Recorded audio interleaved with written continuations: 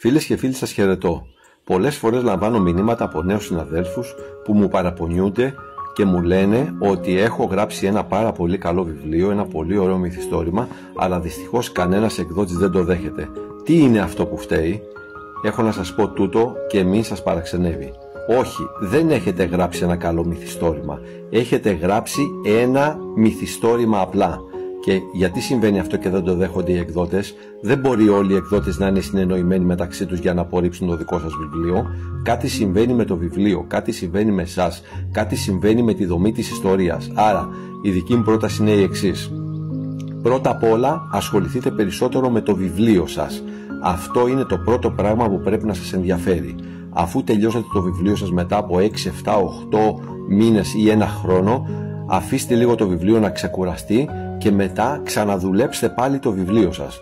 Αφού τελειώσατε και με αυτή τη φάση της εργασίας, δώστε το βιβλίο σας σε 2-3 ανθρώπους που εμπιστεύεστε ότι θα μπορέσουν να το διαβάσουν και θα σας βρουν κάποια λάθη, θα σας κάνουν κάποιες προτάσεις, θα σας δώσουν κάποιες προτροπές για αλλαγές.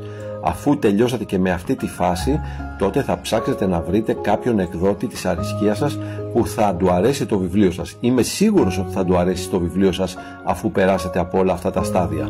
Αλλά αγαπητοί φίλοι, κυρίως οι νέοι συγγραφείς, δουλέψτε πάνω στο βιβλίο σας. Μην παρατάτε το βιβλίο σας και μην απογοητεύεστε με τίποτα. Δουλέψτε, δουλέψτε, δουλέψτε.